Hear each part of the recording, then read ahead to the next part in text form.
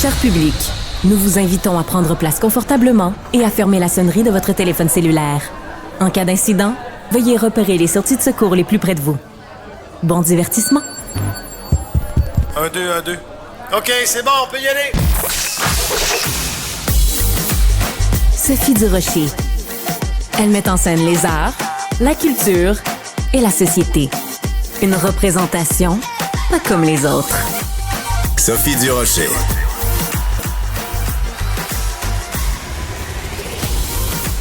Bonjour tout le monde, j'espère que vous allez bien. Écoutez, c'est assez rare que je dise ça, mais je suis intimidée parce que plus tard dans l'émission, je vais recevoir Serge Denoncourt. Puis bon, vous me connaissez, moi, je suis quand même un tout petit peu...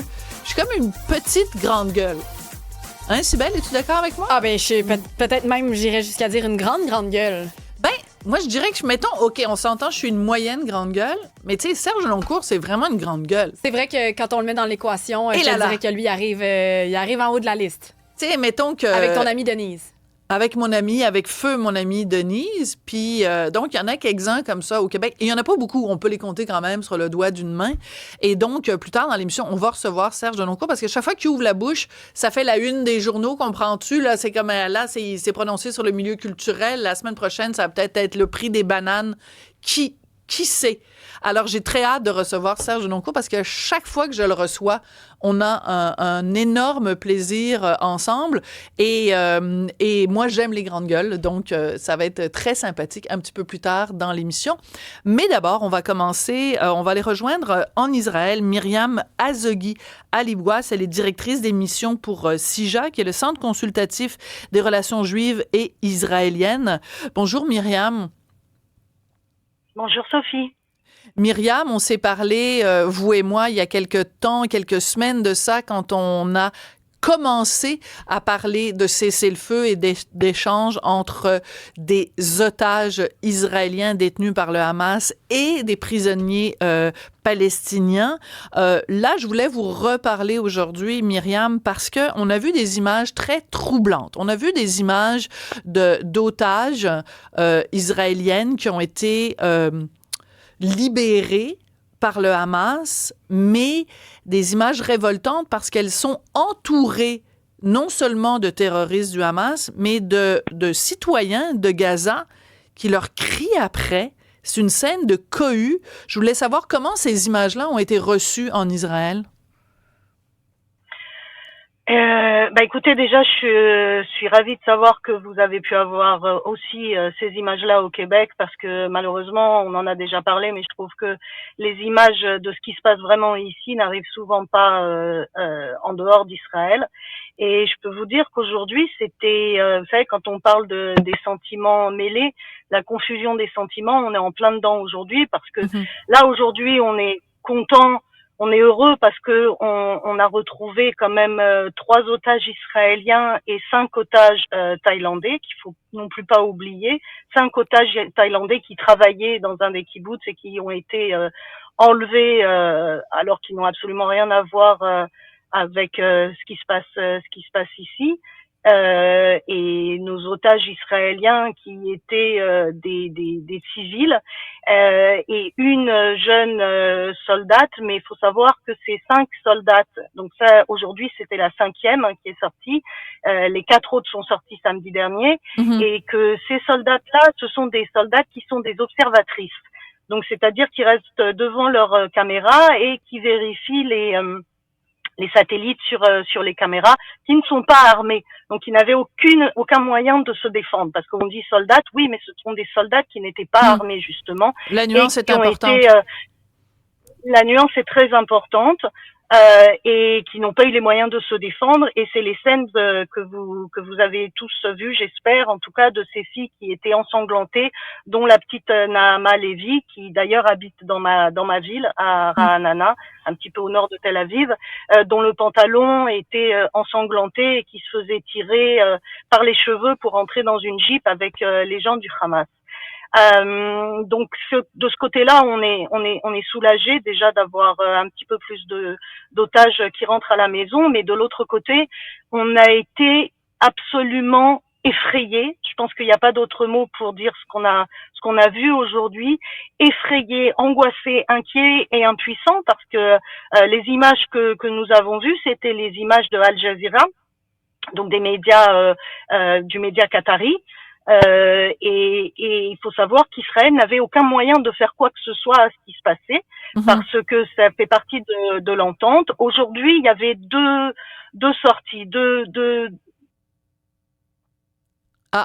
c'est un différents islamiques. Ah d'accord. Ouais. La première jeune fille, voilà. Alors, et donc la première Agam Berger qui est sortie, la première des 5 observatrices, la dernière qui est sortie des 5 observatrices, mais la première otage qui est sortie ce matin est sortie avec le Hamas, donc c'était dans une autre partie de Gaza, et les 2 autres otages, Arbel Yehoud et Gadi Moses, âgé de 81 ans quand même, faut le préciser, sont tous 2 issus du kibbutz Nir Oz qui a été massacré, et eux avaient été pris par le djihad islamique. Et selon les termes de l'accord, le Hamas et le djihad islamique procédaient ensemble de concert à la libération de ces 2 otages.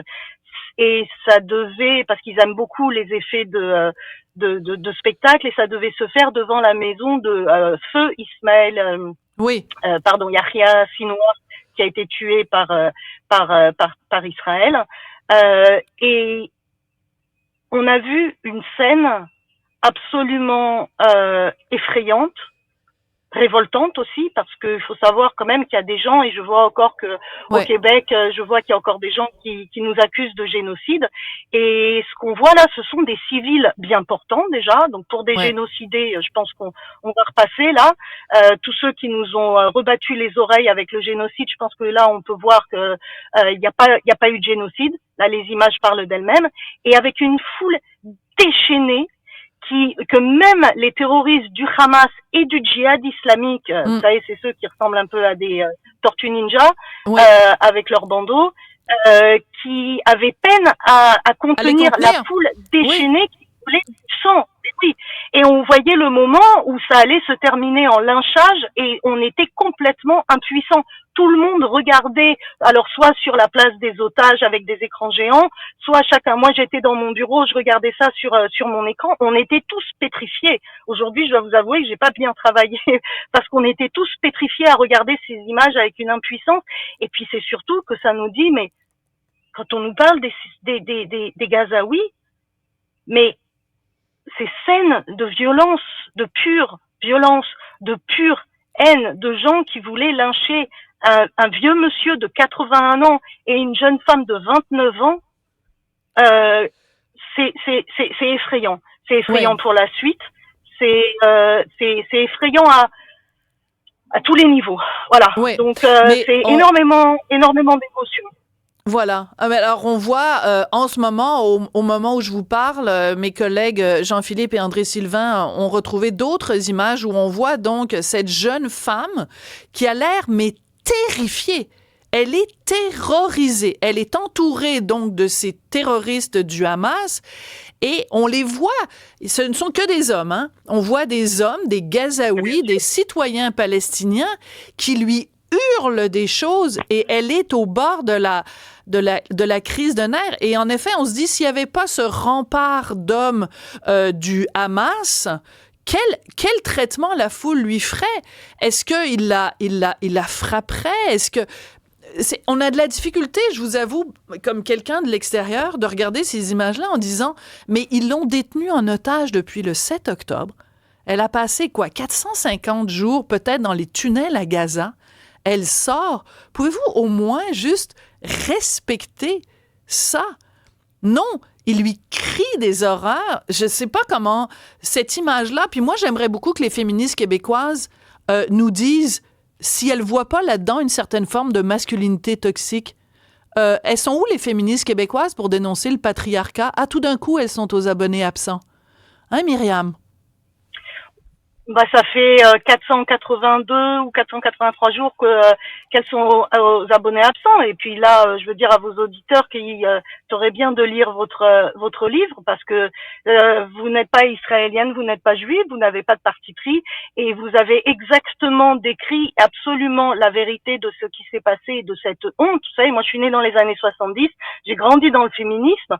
Je suis absolument atterrée de voir ce qui s'est passé parce que ces 5 jeunes observatrices qui ont été libérées entre samedi et aujourd'hui, je vous rappelle que le Hamas lui-même a sorti les vidéos pendant leur kidnapping en disant on va vous violer, va vous violer, et il le disait, et on voit cette jeune fille avec du sang au niveau, enfin je veux dire les images parlent d'elles-mêmes, on n'en entend pas parler. Aujourd'hui, il y avait une jeune femme de 29 ans qui était entourée d'une horde d'hommes. Il n'y avait pas une seule femme. Ok, je pense pas que ça aurait changé grand-chose ici. Mais en tout cas, il n'y avait pas de femmes. Et il faut que ce soit des terroristes, 2 groupes de terroristes, et tout autour des hommes armés avec des kalachnikovs, et toute cette foule qui veut en découdre avec cette pauvre fille. Mais au bout d'un moment, mais qu'est-ce qu'on vous a fait, quoi? On n'est pas à Gaza. Il n'y a pas d'Israéliens à Gaza.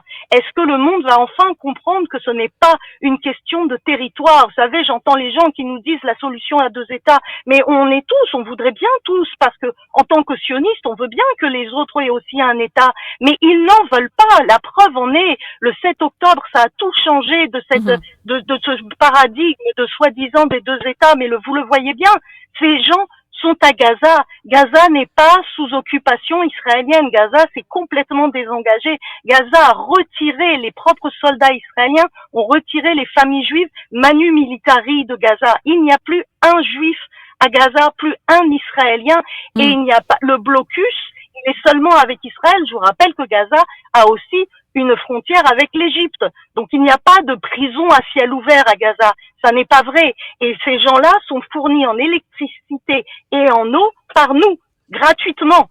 Faut aussi le rappeler. Et on nous accuse de génocide, on nous accuse de tous les maux. Et là, aujourd'hui, on voit bien, parce que il faut se dire aussi, j'en finis juste sur ce mot-là, mais il faut dire que Arbel et Gadi, les 2 qui ont été sortis du djihad islamique, ils retournent à Nir Oz. Ils sont issus de Nir Oz. Ils peuvent pas retourner aujourd'hui parce que Nir Oz, c'est un petit kibboutz tout petit, à la frontière de Gaza, qui a été massacré. Leur famille, elle a son ami, encore son partenaire, qui est encore retenu à Gaza, et le frère de son partenaire, qui est encore retenu à Gaza. Gadi a perdu sa famille, la moitié de sa famille a été massacrée. Les maisons sont complètement détruites. Il y a une haine quand vous voyez ce kibbutz. Les maisons ne tiennent plus debout tellement elles ont été massacrées de tirs, de kalachnikov, de grenades, de tout ce que vous voulez, de RPG. Il n'y a plus rien qui tient. Donc ces gens-là retournent dans rien. Parce qu'on parle des Gazaouis qui retournent dans le nord de Gaza et c'est détruit. Ah bah oui, c'est la guerre. Mais à Nir Oz, où il n'y avait pas de guerre, où il y avait un cessez-le-feu entre le Hamas et Israël, ces gens-là retournent dans un endroit, dans un kibbutz, où il n'y a plus rien. Et ça, il faut vraiment que les gens le comprennent. Ils n'ont plus de famille, ils n'ont plus de maison, ils n'ont plus rien. Rien. Ouais. Myriam, on sent toute votre émotion. Vous parliez tout à l'heure de la place des otages, juste pour spécifier que donc c'est un lieu en Israël où se réunissent pas seulement les familles des gens qui sont détenus à Gaza, mais de simples citoyens, et ils peuvent suivre en direct sur des grands écrans chaque fois qu'il y a des libérations d'otages, et ce sont évidemment des scènes extrêmement émotive. Je trouvais ça très important de vous parler aujourd'hui, Myriam, parce que moi, comme femme, comme féministe, comme être humain, j'ai été extrêmement troublée par ces images-là, de le visage de cette femme terrorisée, entourée d'hommes masqués, armés jusqu'aux dents, et surtout entourée par une population civile qui la harcèle, rentre dans son intimité, et on imagine le pire si elle avait été livrée à la foule, alors que c'est elle la victime. Elle n'a rien demandé à personne. Elle a été prise en otage, détenue pendant 483 jours.